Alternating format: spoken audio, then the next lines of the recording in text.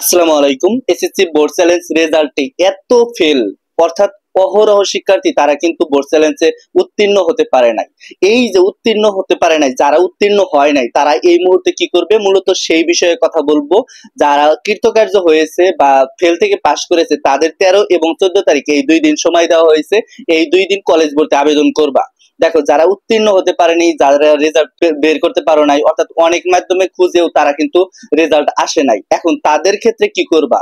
তারা কি শিক্ষা বোর্ডের সামনে যায় আন্দোলন করবা, নাকি তোমাদের দরখাস্ত দিবা, নাকি আপিল করবা, অর্থাৎ আদালতে আপিল করবা? অনেকেই ভাবতেছো আদালতে আপিল করব, সে অনুযায়ী শিক্ষা বোর্ড কি করে সেটা আমরা দেখবো। অনেকেই বলতেছো আন্দোলন করব। দেখো, অহরহ শিক্ষার্থী তারা কিন্তু ফেল থেকে পাশ করতে পারে নাই।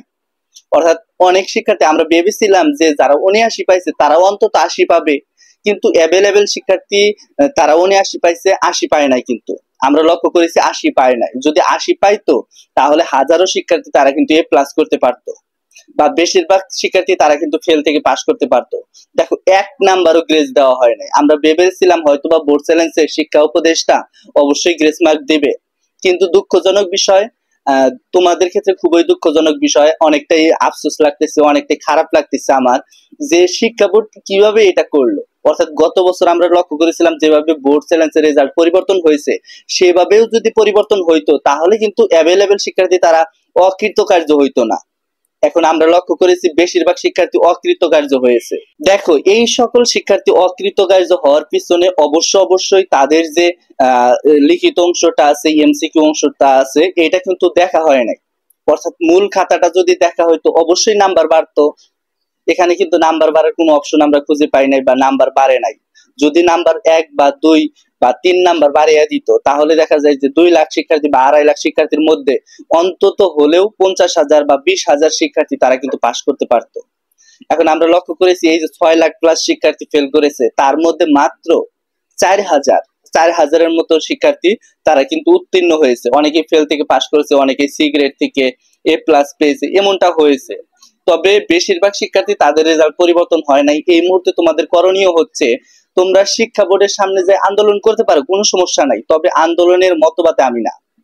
কেননা কারণ হচ্ছে এই মুহূর্তে আন্দোলন করলে হয়তোবা গ্রহণযোগ্য হবে না। তোমাদের আন্দোলন করা উচিত ছিল, কখন উচিত ছিল? তোমাদের আন্দোলন করা উচিত ছিল রেজাল্টের আগে, অর্থাৎ বোর্ড চ্যালেঞ্জ রেজাল্টের আগে। তখন কিন্তু তোমরা আন্দোলন করো নাই। ওই টাইমে যদি আন্দোলন করতা তাহলে বেশিরভাগ শিক্ষার্থী হয়তোবা পাস করাইতে পারতো। এখন এই মুহূর্তে তোমরা গেলে যাইতে পারো, কোনো সমস্যা নাই। আর সেই সাথে আমি বলবো যে যারা অকৃতকার্য হয়েছে, 2026 সালের জন্য প্রস্তুতি নাও।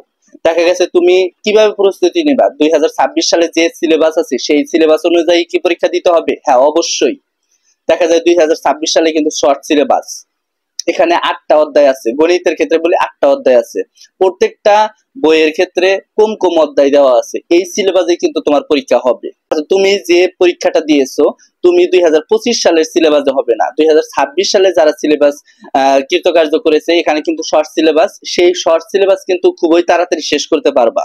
তাই অবশ্যই 2026 সালের জন্য প্রস্তুতি নাও।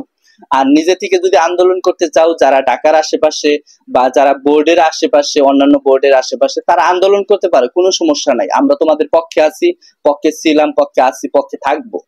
কারণ আমরা চাই অনেক শিক্ষার্থী তারা পাশ করুক। কিন্তু 2025 সালের ক্ষেত্রে এমনটা কিন্তু হয় নাই।